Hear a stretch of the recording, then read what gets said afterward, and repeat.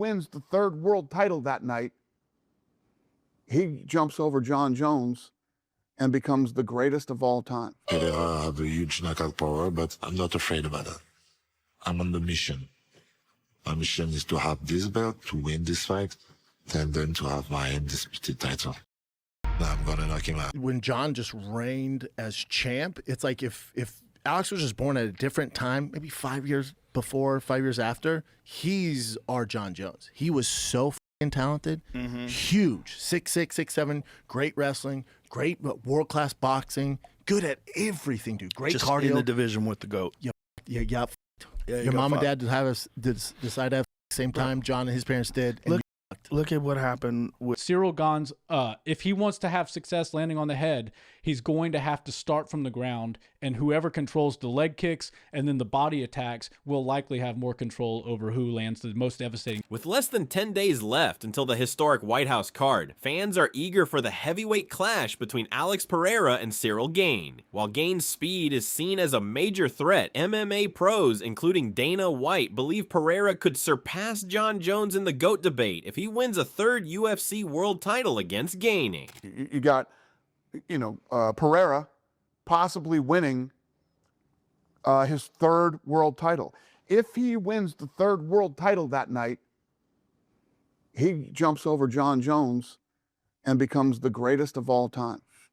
However, Alexander Volkanovski backs Alex Pereira to knock out Ciryl Gane and make UFC history as the first ever 3-division champion. He feels the White House card is set for a massive moment and believes Pereira's power and championship mindset could lead to another statement finish. He's that good of a fighter. He's fought for so long. I think he can do it. I think Pereira can be the first ever triple champion. Then you can do a Aspinall-Pereira fight. They're both big fights, Aspinall or Gane. I feel like some big shit gonna happen on the White House card, and this could be it.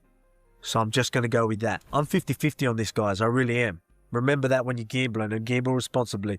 But I'm gonna just say Pereira because I think something big's gonna happen, and that something big is Pereira triple champ, KO and Gane, and I'm gonna leave it at that. That's gonna be my pick for this one. Let's see what happens, man. This White House card is actually going to be massive, I guarantee it. At the same time, John Anik views Alex Pereira versus Ciryl Gane as an extremely close fight, noting that even analysts and commentators remain divided on the matchup. He believes it will be fascinating to see Pereira compete at heavyweight, adding that despite limited experience in the division, Pereira already looks natural in that role. But Anik understands why many people strongly favor Ciryl Gane, pointing to his striking, footwork, fight IQ, and championship level experience. He views the matchup as one of the biggest attractions on the card because of how evenly matched and unpredictable it feels heading in. Michael Bisping then breaks down the technical side of the matchup, calling Ciryl Gane the more polished striker due to his movement, speed, and ability to operate in and out of range. However, he also stresses that Alex Pereira's raw power, dangerous kicks, and physical size translate extremely well to heavyweight and could shift the fight instantly. Gane is probably technically a better striker. I don't mean more effective. We've seen Alex Pereira knock out plenty of people, but Ciryl Gane's style utilizes a lot more movement, a lot more in and out. He's definitely lighter on the feet, and he causes problems with all the movement, the in and out style that he has, the angles that he can cut, the speed that he has, and then of course you combine them with the power.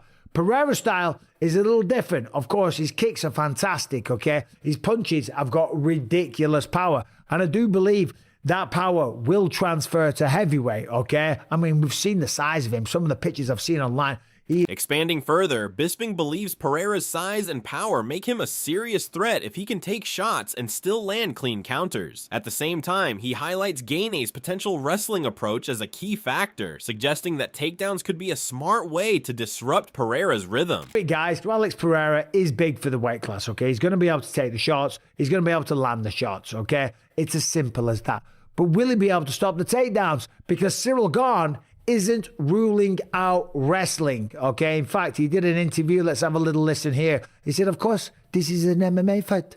So, of course, if I maybe want to wrestle, then maybe I wrestle. Let's have a listen. Like it's going to be 100% a striking matchup. Like, this is MMA. And everybody know I can do also some wrestling, some takedown, some stuff like that. I can finish the fight also on the ground. So I'm not going to say 100% is going to be a striking matchup. So he's not going to say 100% this is going to be a striking matchup. And that's actually really smart from Ciryl Gane because, of course, he can shoot. Bisping also adds that both fighters are capable of defending takedowns, but notes that Gane's comments may also be psychological, aimed at influencing how Pereira approaches the fight. Still, he emphasizes that executing wrestling against elite-level opposition is a completely different challenge. Both of these guys can wrestle a little bit, and both of them can stop takedowns. But the fact that Ciryl Gane is saying this, it's trying to mess with the mind of Alex Pereira. Because I've got no idea if that really is a part of the game plan, right? I don't know if he's been wasting his time in the gym shooting all the time, but you do work as a mixed martial artist, which Ciryl Gane is. He's one of the best heavyweights out there, right? You do learn how to wrestle. And if he was fighting someone in the street, he could take them down if he wanted to, right? But against the highest level, right, that's a different kettle of fish altogether. And Alex Pereira is the highest level, and he has fought a lot of opponents that do want. Adding another perspective, Nick Barnhill believes both Alex Pereira and Ciryl Gane are dangerous at all levels, capable of attacking head, body, and legs with precision. He explains that Pereira would benefit from a structured approach, using calf kicks and body jabs early before going for bigger shots. I saw these two, and I watched all their fights leading up to this. Both men can obviously find their targets anywhere from the head, the body, the legs, but I think both men would be served if they could systematically break their opponents down from the ground up. Yeah. Alex needs to find the calf kicks. He needs to work that beautiful body jab that he has. And then eventually, once he's got Ciryl guessing as to where he's going to attack, that's when the headshots will become. Nick Barnhill further explains that Ciryl Gane can also win the fight by using his push kick and sharp body jab to control distance and rhythm. He highlights Gane's timing and sudden blitz attacks as key weapons, while noting that Pereira's tendency to move straight back could give Gane chances to land clean straight punches down the middle. Same thing can be said with Ciryl Gane. He's got to do that push kick. He's also got a beautiful jab to the body. He's really good at timing it. And like I said, his hands are down here, so he throws it and it's kind of hard to read if he's going high with it or if he's going to change levels a little bit with the jab and go low. And then, of course, Cyryl's blitzing ability is what's very impressive when he goes to attack the head. He's really good with like lulling you into this bouncing thing, and then all of a sudden out of nowhere he jumps in a little bit further and he's got a long reach. He's able to find his target. And while Alex Pereira has great head movement, especially on in the inside when he's boxing and moving around, he does tend to get a little bit tall and move straight back in a line when somebody does throw offense at him. Now, he's able to roll with punches really well. He's able to turn his head. He throws that shoulder up, almost like a modified Philly shell for MMA. But Ciryl Gane is able to find really clean shots straight down the pipe. He's not afraid to put that two. Adding another dimension, Action Bronson focuses on Pereira's physical structure, noting his dense, explosive lower body build. He suggests that this kind of athletic frame is often seen in elite fighters who carry real finishing ability across multiple weight classes. What about Alex? Alex at heavyweight, your boy. He's looking thick, huh? He's a massive man. He's looking thick. He's a massive man. He is. That's, you know, when I was in high school, they would always talk about the players who had that high ass. Okay. It's like a runner. Bo Jackson. Every athlete that's elite has like the high ass, like a good fucking deer, you know, like a horse, like a stallion. It sits way up on the torso. It helps for better athleticism. Okay, and you see that from him. Fact. You see that from him. Yes, because half of his body is like more than half of his body is his legs. It's true. It's true.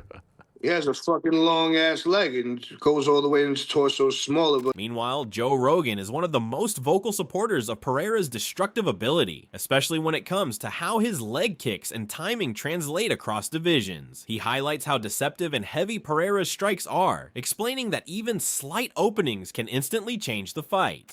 Alex Pereira kicked my leg. I was like, this shit hurts. That dude has the weirdest leg kicks. They're so sneaky. My cousin had the He's so clever at it. My cousin had the greatest analogy for Pereira. He goes, he is Thanos. Literally just collecting fucking stones, infinity. Rogan and Daniel Cormier go further in breaking down his style, pointing out that while it may look unorthodox at times, the impact is undeniable. They stress that Pereira's awkward rhythm hides elite-level power, and any clean connection carries fight-ending danger regardless of opponent's size. That dude is so sneaky with that kick. And if you get too close, he's going to punch you. Yeah. Well, he's so long, and he's also so odd in his striking His movements. He's like this tall. Yeah. He's tall. They're very odd. And he's like, and if Yeah. you get close, it's the right hand. Even that thing he does when he's walking out and he does this will thing and he Yeah. throws his combination, Yeah. it doesn't look fluid. He's like, boom, boom, boom. But you know, like, if that dude hits you with that, you're going to sleep. Curtis Blades highlights Alex Pereira's pressure, confidence, and sharp striking as serious threats for Ciryl Gane. He expects Pereira to cut off the cage, force close-range exchanges, and potentially secure a heavy finish if the fight turns into a firefight. I actually think Pereira, with the pressure and just the composure he brings, like how he just able to walk people down with his hands. Now he believes in his head movement. He believes in his defense. He presents a different puzzle. I think he'll be able to like corral Gane, but we know Gane likes to do that in and out, like almost like the karate, like a wonder boy. He likes that.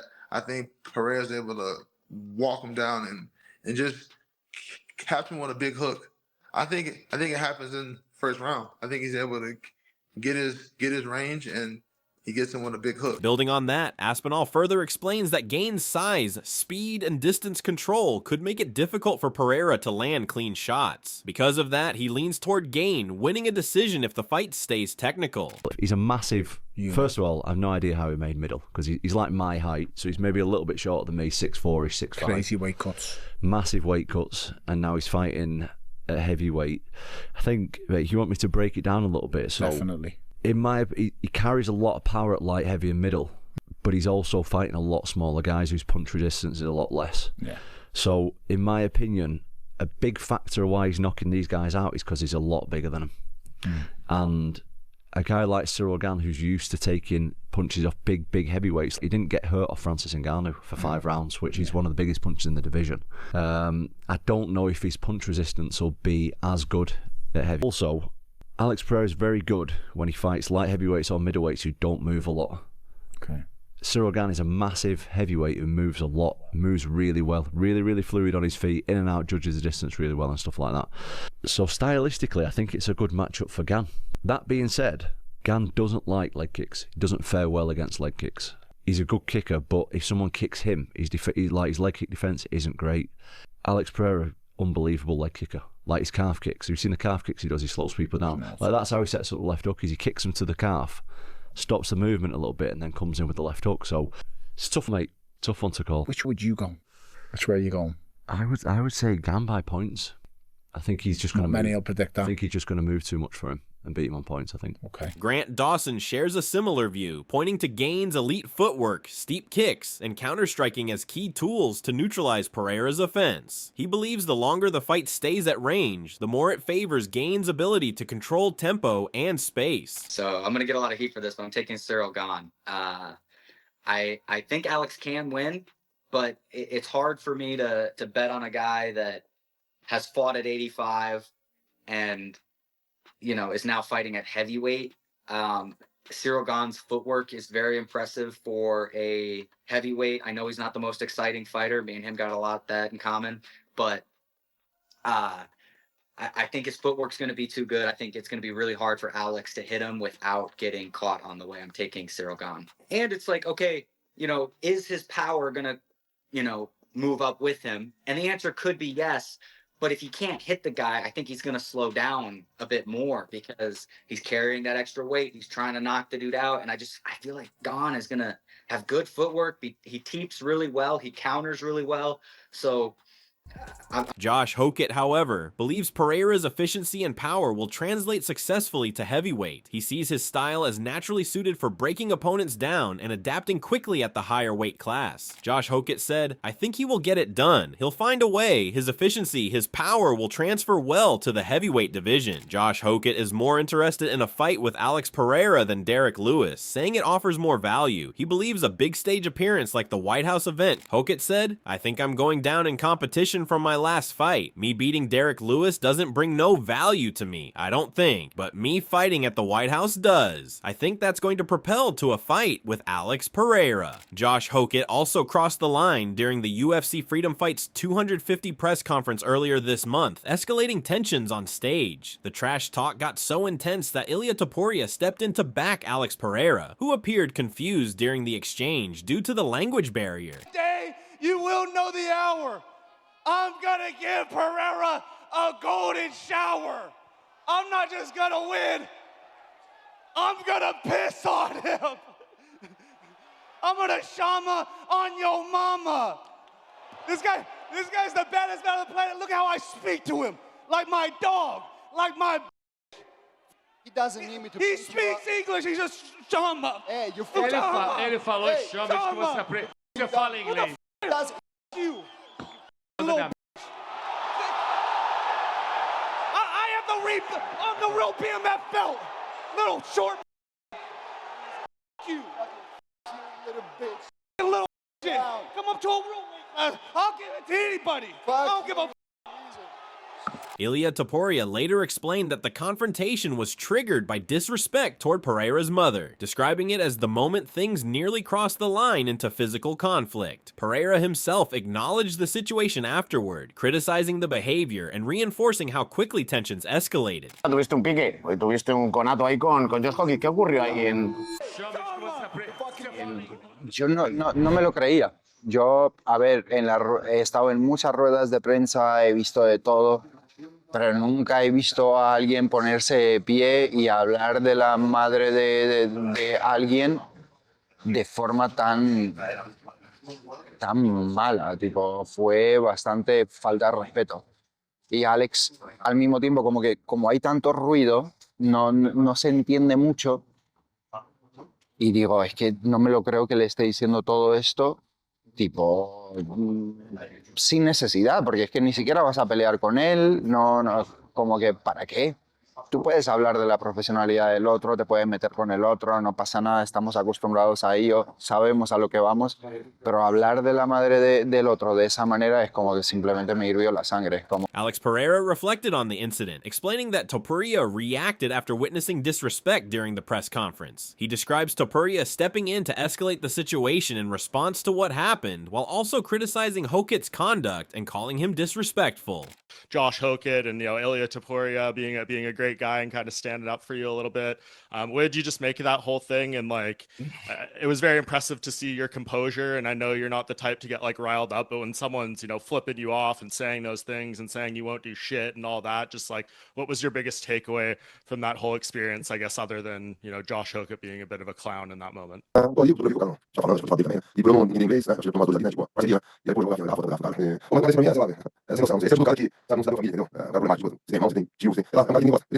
You guys saw over there, you know what I mean? I don't understand English, and I think Topuria felt bad. He saw that, and he stepped up as a brother, threw the bottle, whatever the case it was, on Hookett's face. He saw that he was going too far. And man, to Hookett, how gonna even talk about that guy? Maybe he's one of those that not even probably get along with his family. You see the way the guy had that attitude. Maybe he don't get along with his brother, stuff like that. He doesn't seem to be a guy that is problematic part of the family. On the other hand, Pereira himself remains locked into a focused, high-intensity training phase, sharpening every aspect of his game for the demands of heavyweight competition. His camp has emphasized precision, timing, and conditioning as he pushes toward peak form at the perfect moment.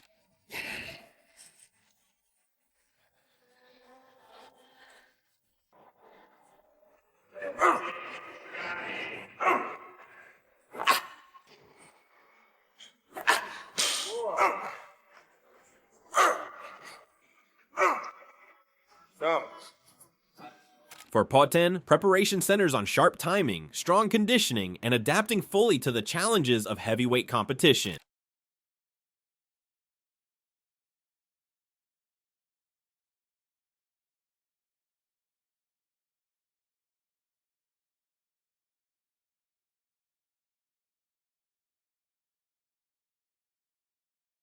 The debate stays split. Some back Pereira's power and momentum to make history as a 3-division champion, even pushing GOAT talks. Others favor Gane's movement, range control, and technical striking over 5 rounds. It's power versus precision, pressure versus movement, an elite heavyweight clash at the White House. So drop your pick in the comments, and don't forget to like, subscribe, and turn on notifications for more UFC breakdowns and updates.